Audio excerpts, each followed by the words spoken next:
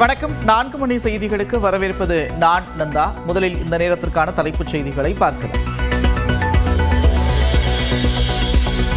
சென்னையில் ஒரே நாளில் தங்கத்தின் விலை 2 முறை உயர்ந்ததால் சவரன் 83,000 கடந்தது. 1 கிராம் 10,430 ரூபாய்க்கும் சவரன் 83,340 ரூபாய்க்கும் விற்பனை.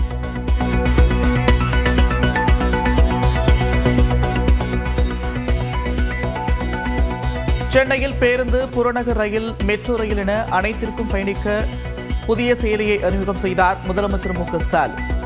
சென்னை ஒன் செயலி மூலம் பயணச்சீட்டு பெற்று தடையின்றி பயணிக்கலாம். அருணாச்சல பிரதேசத்தில் 5,100 கோடி ரூபாயில் திட்டங்களை தொடங்கி வைத்த பிரதமர் மோடி 1,750 கோடி ரூபாயில் மின் உற்பத்தி திட்டத்திற்கும் அடிக்கல் நாட்டினார்.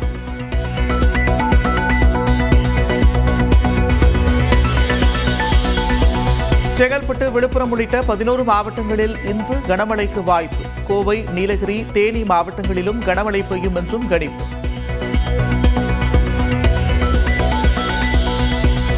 டெல்லியில் பாஜக தலைவர் ஜே.பி. நட்டாவை இன்று மாலை சந்திக்கிறார் நைனா நாகேந்திரன். சுற்றுப்பயணம், கூட்டணி ஒருங்கிணைப்பு உள்ளிட்டவை தொடர்பாக ஆலோசிக்கப்பட வாய்ப்பு.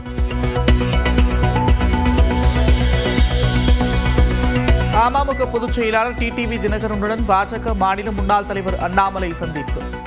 சென்னையில் உள்ள தினகரன் வீட்டில் நேற்று 1 மணி நேரம் ஆலோசனை நடந்ததாக தகவல். வரும் சனிக்கிழமை சேலத்தில் விஜயின் பரப்புரை நடைபெறுமா? இடம் முடிவு செய்யப்படாத நிலையில் மாற்றப்பட வாய்ப்பு.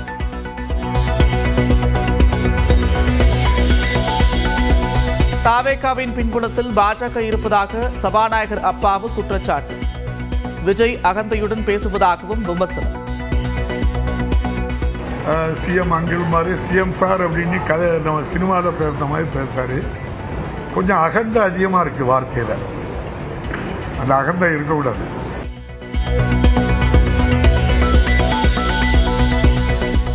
சென்னை போரூர் டோல்கேட் பகுதியில் மெத்தப்பட்டமைன் போதைப் பொருள் வைத்திருந்ததாக வழக்கு. வடபழனியைச் சேர்ந்த திரைப்பட நடிகர் மற்றும் இயக்குநர் உள்ளிட்ட 7 பேர் கைது.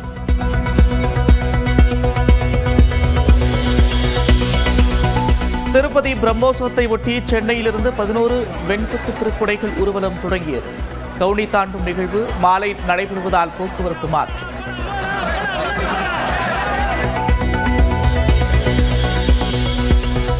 இருபத்தி 4ஆம் தேதி தொடங்கும் பிரம்மோற்சவத்திற்காக தயாராகும் திருப்பதி ஏழுமலையான் கோவில். கள்ளக்குறிச்சி மாவட்டம் சின்னசேலத்திலிருந்து 5 டன் பூக்கள் அனுப்பி வைக்கப்பட்டது.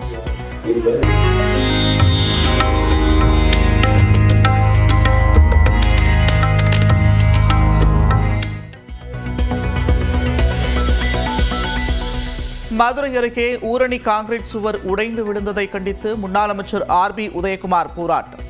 போராட்டத்தில் பங்கேற்றவர்களுக்கு வாளி பரிசீலிக்கப்பட்டதால் குவிந்த மக்கள்.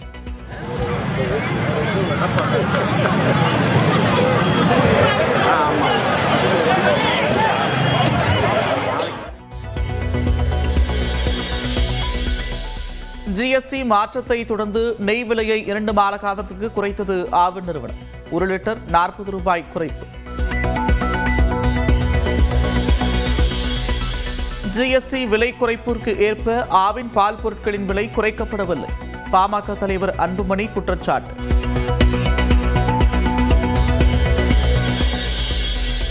உடல்நலக்குறைவால் காலமான நடிகர் எம்.ஆர். ராதாவின் மனைவி கீதா உடலுக்கு முதலமைச்சர் மு க ஸ்டாலின் அஞ்சலி. திரை உலகினர் மற்றும் அரசியல் தலைவர்கள் ஆறுதல் கூற கண்கலங்கிய மகள்கள் ராதிகா, நிரோஷா.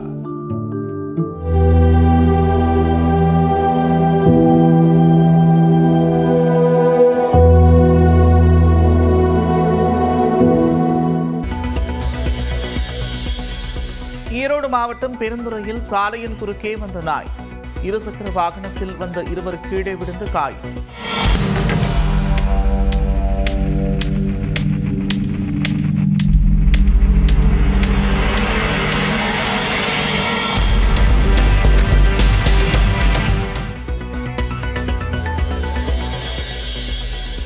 பிலிப்பைன்ஸ் மற்றும் தைவானில் மணிக்கு 215 கிலோமீட்டர் வேகத்தில் தாக்கும் சூறாவளி. பள்ளி, கல்லூரிகள் மூடப்பட்ட நிலையில் இயல்பு வாழ்க்கை பாதிப்பு.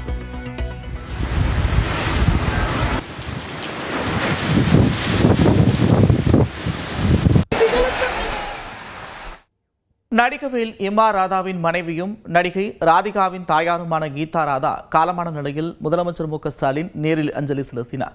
உடல்நலக்குறைவு காரணமாக கீதா ராதா நேற்று இரவு காலமானார். அவருக்கு வயது 86. சென்னை போயஸ் கார்டனில் உள்ள இல்லத்தில் அவரது உடல் பொதுமக்கள் அஞ்சலிக்காக வைக்கப்பட்டுள்ளது. முதலமைச்சர் மு.க.ஸ்டாலின், துணை முதலமைச்சர் உதயநிதி ஆகியோர் நேரில் சென்று மலர் வளையம் வைத்து அஞ்சலி செலுத்தி நடிகை ராதிகா உள்ளிட்ட குடும்பத்தினருக்கு ஆறுதல் தெரிவித்தனர்.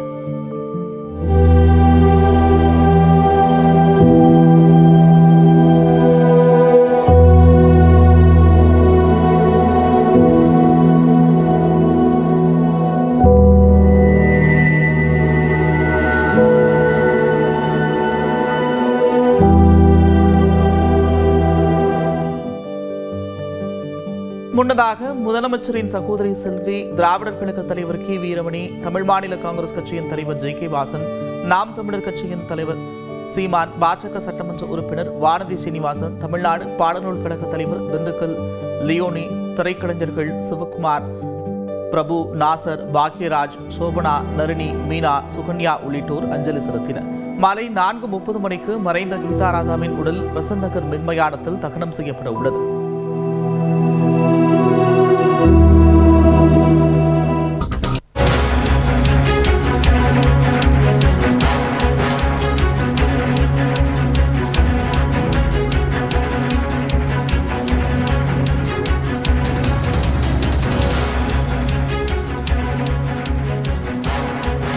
மேலும் ஒரு அண்மை செய்தியை பார்க்கிறோம். அமமுக பொதுச் செயலாளர் டிடிவி தினகரனுடன் பாஜக மாநில முன்னாள் தலைவர் அண்ணாமலை பேச்சுவார்த்தை நடத்துவதாக தகவல் வெளியாக இருக்கிறது. கூடுதல் தகவல்களோடு சிறப்பு செய்தியாளர் சுபாஷ் இணைந்திருக்கிறார். அவரிடம் பேசலாம்.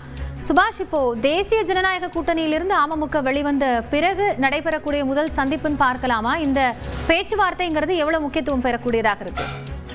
அதாவது தினம்தோறும் நாங்கள் பேசிக்கிட்டு தான் இருக்கோம்னு டிடிவி தினகரனே செய்தியாளர்கள் சந்திப்புல சொல்லி இருந்தாரு. அண்ணாமலை எனக்கு அரசியலில் பழக்கப்பட்டவராக இருந்தாலும் தொடர்ச்சியாக எனக்கு நல்ல நண்பர், எங்களுக்கு பல்வேறு கருத்துக்கள் ஒரே நேரத்துல ஒத்து போகுது, அது ஒரே மாதிரியாக நாங்கள் இருக்கிறோம் அப்படின்றதையும் அவர் வெளிப்படுத்தி இருந்தார். அண்ணாமலை பாஜக மாநில தலைவராக இருந்தவரை தேசிய ஜனநாயக கூட்டணியில எங்களுக்கு எந்த ஒரு பிரச்சனையும் இல்லை என்பதையும் டிடிவி தினகரன் சொல்லியிருந்தார். அதே நேரத்தில் அண்ணாமலையும் அவர்கள் இருவரையும் மீண்டும், அதாவது ஓ பன்னீர்செல்வத்தையும் டிடிவி தினகரனையும் மீண்டும் தேசிய ஜனநாயக கூட்டணிக்கு அழைத்து வருவதற்கான நடவடிக்கைகளை நாங்கள் மேற்கொண்டு வருவோம் அப்படின்றதையும், அது குறித்து அவரிடம் நாம் பேசுவேன் அப்படின்றதையும் சொல்லியிருந்தாரு. அதன் காரணமாக டிடிவி தினகரன் 2-3 நாள்ல சந்திப்பேன் அப்படின்றது சொல்லியிருந்தாரு. இந்த நிலையில நேற்று அந்த சந்திப்பானது நடந்திருக்கிறது. டிடிவி தினகரனுடைய இல்லத்துல, அந்த அடையாறில் அவரது இல்லத்துல சந்தித்து பேசியிருப்பதாக தகவல் இருக்கிறது. இந்த சந்திப்பானது சுமார் 1 மணி நேரம் பேசியிருக்கலாம், சந்திப்பு நடந்திருக்கும் அப்படின்றது சொல்றாங்க. அது மட்டும் இல்லாம இந்த சந்திப்புல பல்வேறு விஷயங்கள் இரு தலைவர்களும் பேசியிருப்பதற்கான வாய்ப்பு இருக்கிறது. ஏன்னா டிடிவி தினகரனை பொறுத்தவரை தேசிய ஜனநாயக கூட்டணியில் எடப்பாடி பழனிசாமி முதலமைச்சர் வேட்பாளராக இருக்க முடியாது, இருக்கக்கூடாது என்பதுதான் எங்களுடைய பிரதான கோரிக்கை. மற்றபடி எங்களுக்கு வேற எதுவும் இல்லை அப்படின்றத அவர் வெளிப்படையாகவே சொல்லியிருந்தார். சோ இந்த எல்லா விஷயங்களையும் அவங்க கலந்து ஆலோசித்திருப்பதற்கான வாய்ப்பு இருக்கு. இதுதான் இன்னைக்கு ஒரு முக்கிய செய்தியாக நம்ம பார்க்க வேண்டியது இருக்கு.